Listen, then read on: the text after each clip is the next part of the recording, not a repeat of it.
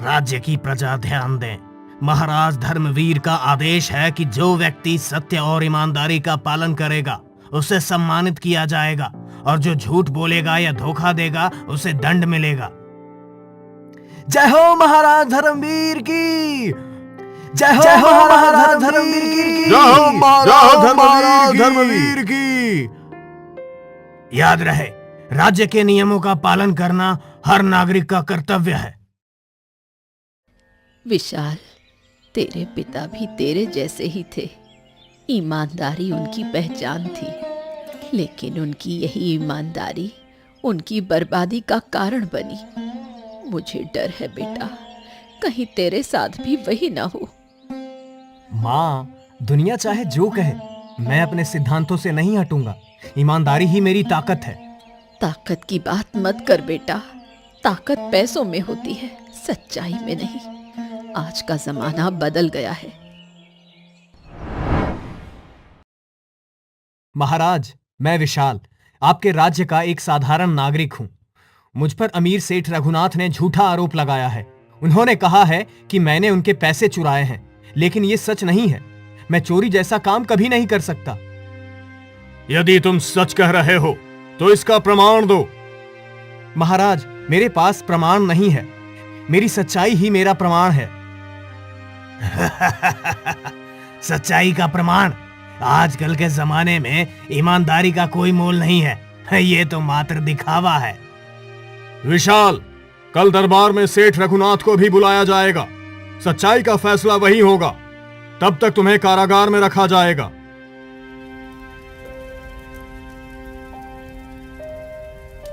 क्यों भाई, क्या जुर्म कर दिया जो यहाँ आ गया? मैंने कोई जुर्म नहीं किया, मैं निर्दोष हूं। यहाँ सब यही कहते हैं, लेकिन सच्चाई ये है कि यहाँ ईमानदारी का कोई मतलब नहीं है। अगर जीना है तो पाप करना सीख लो, यही इस दुनिया का असली नियम है। मैं अपने सिद्धांत नहीं बदल सकता। मैं ईमानदार हूं और ईमानदार ही रहूंगा। ठीक है, फिर देखता हूं ये ईमानदारी कब तक साथ देती है। महाराज, ये व्यक्ति झूठा है। इसने मुझसे पैसे चुराए और अब ईमानदारी का दिखावा कर रहा है। महाराज, ये गलत कह रहे हैं। मैंने कभी किसी का हक नहीं छीना। महाराज, सेठ रघुनाथ हमारे राज्य के प्रतिष्ठित व्यक्ति हैं। क्या उनकी बात पर विश्वास नहीं किया जा सकता? न्याय इसी में है कि धन के साथ सत्य खड़ा हो। विशाल, तुम दोषी हो। तुम्हें राज्य से निकाला जाता है। क्या ईमानदारी की यही सजा है? क्या मुझे भी वही रास्ता अपनाना पड़ेगा जिसे मैं अब तक गलत मानता आया हूं?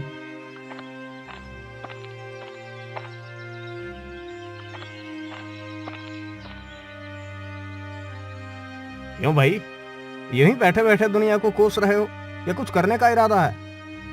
मैंने अपने जीवन में कभी पाप नहीं किया, लेकिन ईमानदारी ने मुझे कुछ नहीं दिया।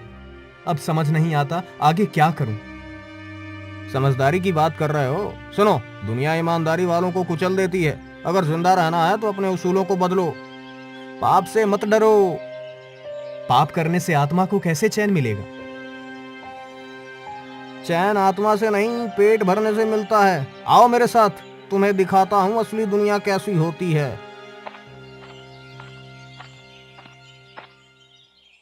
राणा, ये विशाल है। इसे राज्य ने धोखा दिया है। ये अब हमारे साथ काम करना चाहता है।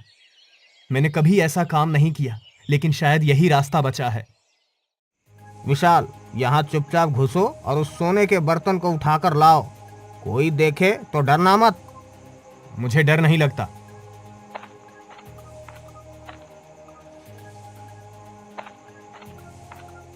रुको, तुम क्या कर रहे हो?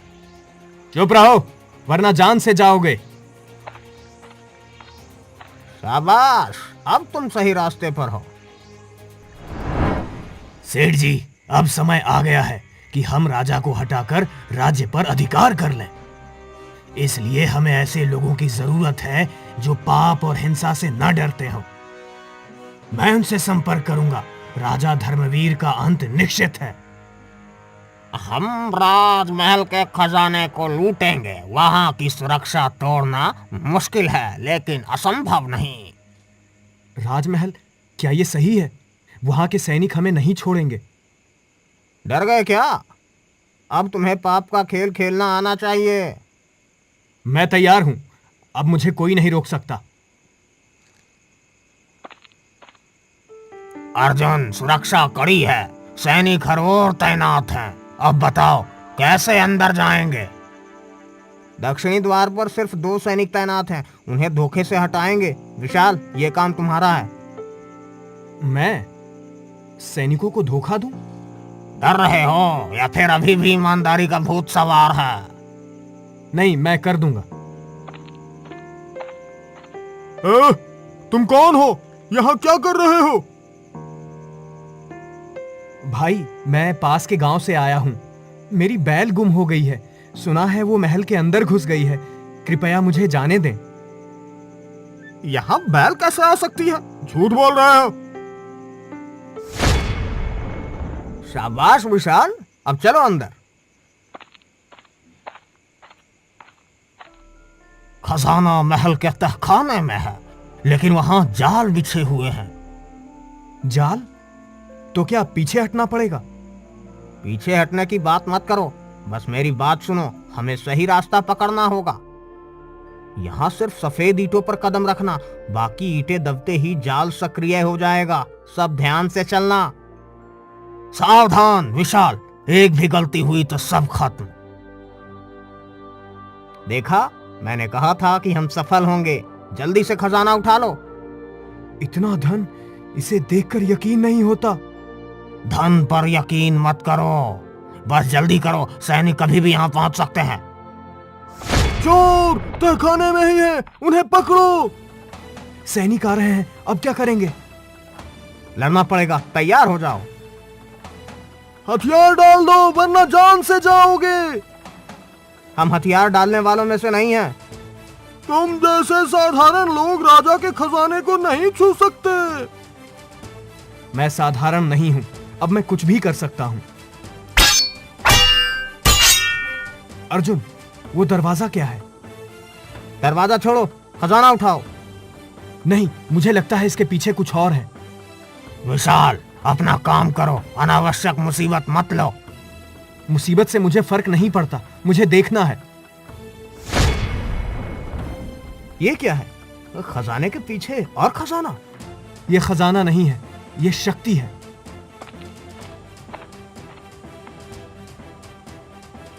विशाल, वहां क्या कर रहे हो? यहाँ से खजाना लेकर निकलना है, जल्दी आओ। राणा, ये खजाने से ज्यादा कीमती है। ये सिंहासन, यहाँ कुछ खास है। तुम पागल हो गए हो? सैनिक बस पास आ चुके हैं, उस सिंहासन से दूर रहो। नहीं, मुझे इसका रहस्य जानना है। ऐसा लगता है ये सिर्फ एक सिंहासन नहीं है। ये क्या हो रहा है? ये जगह अभी शब्द लगती है। विशाल, उस ग्रंथ को मत छूना, पता नहीं क्या मुसीबत आएगी। ये कोई सामान्य ग्रंथ नहीं है, इसमें सच्चाई छिपी है।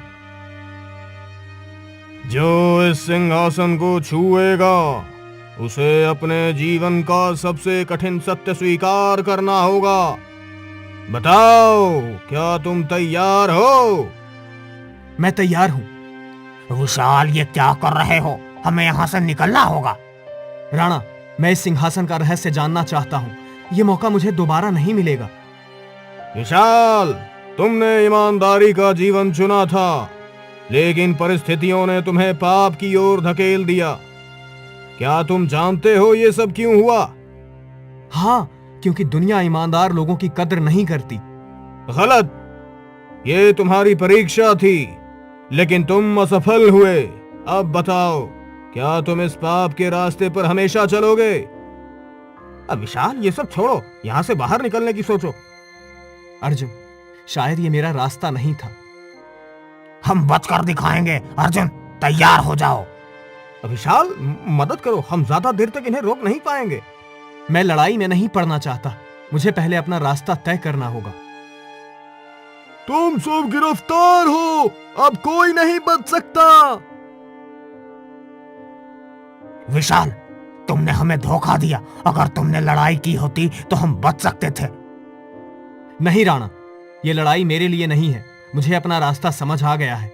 मैं ईमानदारी के रास्ते पर लौटूंगा, चाहे इसकी कीमत कुछ भी हो। तुम्हारी ईमानदारी तुम्हें फिर से बर्बाद कर देगी विशाल।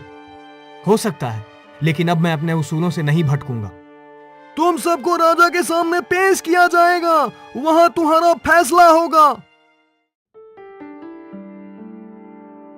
महाराज, ये तीनों डाकू महल का खजाना लूटने आए थे। हमने इन्हें तहखाने से पकड़ा है। ये तो राज्य का सबसे बड़ा अपराध है। इन तीनों को अपने अपराध की सफाई का मौका दिया जाए। महाराज, हम सिर्फ अपनी भूख मिटाने के लिए ये काम कर रहे थे। हमें मजबूर किया गया था। मजबूरी पाप का बहाना नहीं हो सकती। अर्जुन, तुम्हारा क्या कहना है? हमने जो किया अपनी इच्छा से किया, लेकिन महाराज हमारे पीछे और भी लोग हैं जो हमें ऐसा करने पर मजबूर करते हैं। और तुम विशाल, तुम्हारे चेहरे पर अपराधियों की तरह भय नहीं दिखता। तुम्हारा क्या कहना है? महाराज, मैं कभी अपराधी नहीं था, लेकिन परिस्थितियों ने मुझे इस रास्ते पर ला दिया। मैं मानता हूं कि मैंने पाप किया है और मैं अपनी सजा भुगतने को तैयार हूं। महाराज, ये तीनों सिर्फ प्यादे हैं। असली खतरा वो है जिसने इन्हें यहाँ भेजा। हमें सजा देनी है तो जड़ों तक जाना होगा। सही कहा, लेकिन पहले इन तीनों को सबक सिखाना चाहिए ताकि बाकी अपराधियों को संदेश मिले। मंत्री जी, आपके चेहरे पर सच छिपाने की कोशिश साफ झलक रही है। आप खुद इस पाप के खेल का हिस्सा हैं। विशाल, तुम क्या कहना चाहते हो? सच सच बताओ।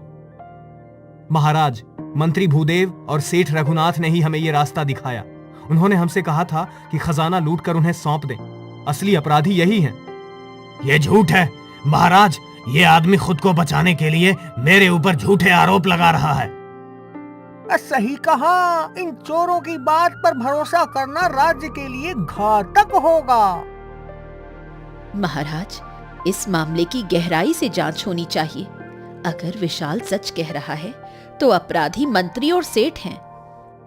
सच जाने का एक ही तरीका है। विशाल, क्या तुम अपनी बात साबित कर सकते हो? हाँ महाराज, अर्जुन और राणा भी गवाही देंगे, और अगर जरूरत पड़े तो मैं अपने प्राण देकर भी सत्य को सामने लाऊंगा। मंत्री और सेठ की कोठियों की तलाशी ली जाए। अगर उनके पास महल का कोई सामान या खजाने का हिस्सा मिला तो इन्हें तुरंत गिरफ्तार किया जाए। ठहरिए महाराज, मैं स्वीकार करता हूँ ये सब मेरी योजना थी, लेकिन मैंने ये राज्य की भलाई के लिए किया। राजा कमजोर हो गया है। राज्य को नए नेतृत्व की जरूरत है। भूदेव, तुमने राज्य और मेरे विश्वास के साथ विश्वासघात किया है। तुम्हें इसकी भारी सजा मिलेगी। विशाल, तुमने सच्चाई के लिए आवाज उठाई, लेकिन तुमने भी पाप किया है। तुम्हें अपनी सजा मिलेगी। महाराज, मैं हर सजा के लिए तैयार हूं, लेकिन मैं अब ईमानदारी के रास्ते से कभी नहीं भटकूंगा। तुम्हारे जैसे लोगों की हमें राज्य में जरूरत है, लेकिन पहले तुम्हें अपने किए का प्रायश्चित करना होगा। महाराज, हमने पाप किया है, लेकिन विशाल ने हमें सच्चाई का रास्ता दिखाया। अगर मौका मिले तो हम भी सुधार करना चाहते हैं। तुम सबको सुधार का मौका मिलेगा, लेकिन याद रखना, ईमानदारी का रास्ता ही सच्चा रास्ता है। विशाल ने मंत्री और सेठ की साजिश का पर्दाफाश किया है, लेकिन उसके अपराध को नजरअंदाज नहीं किया जा सकता। यह फैसला मुश्किल है। मंत्री जी, सच्चाई ये है कि विशाल ने ईमानदारी से खुद को बदला है। उसे एक और मौका दिया जाना चाहिए। विशाल को जेल से लाओ, हम उसे प्रजा के सामने पेश करेंगे। प्रजा जाने, ये तीनों अपराधी हैं, लेकिन विशाल ने सच्चाई का साथ देकर राज्य को बड़ी साजिश से बचाया है। आज तुम सब तय करोगे, क्या इन्हें माफ किया जाए? महाराज, अपराध तो अपराध है, इन्हें माफ करना गलत होगा। अगर माफ किया तो क्या गारंटी है कि ये फिर से अपराध नहीं करेंगे? मुझे माफ मत करो, लेकिन मुझे एक मौका दो कि मैं अपने अपराध का प्रायश्चित कर सकूं। मैं अपनी आखिरी सांस तक प्रजा की सेवा करूंगा। महाराज, प्रजा की सहमति से इन्हें मौका दिया जा सकता है, लेकिन इन्हें एक मुश्किल परीक्षा से गुजरना होगा। भूदेव, तुम्हारी बात में कोई चाल है। खुलकर कहो, क्या चाहते हो? रानी जी, मैं चाहता हूं कि विशाल और उसके साथी दुर्गम जंगल के डाकुओं को खत्म करके लौटें। अगर ये सफल हुए तो इन्हें माफ कर दिया जाएगा। ये उचित है, विशाल, अर्जुन, राणा, तुम्हें यह चुनौती स्वीकार है? हाँ महाराज, ये मेरी परीक्षा है, मैं इसे स्वीकार करता हूं। विशाल, ये मंत्री की चाल है, वो चाहता है कि हम जंगल में मर जाएं। हाँ, और ये डाकू बहुत खतरनाक है, क्या हमें ये करना चाहिए? हमारे पास और कोई रास्ता नहीं है। अगर हमें अपने पाप धोने हैं तो ये परीक्षा पार करनी होगी। पुत्रों, तुम इस जंगल में क्यों आए हो? हम पापियों का प्रायश्चित करने और डाकुओं का सामना करने आए हैं। याद रखना, साहस के साथ ईमानदारी सबसे बड़ा हथियार है, लेकिन लालच और क्रोध से बचो, यही तुम्हारी सबसे बड़ी परीक्षा होगी।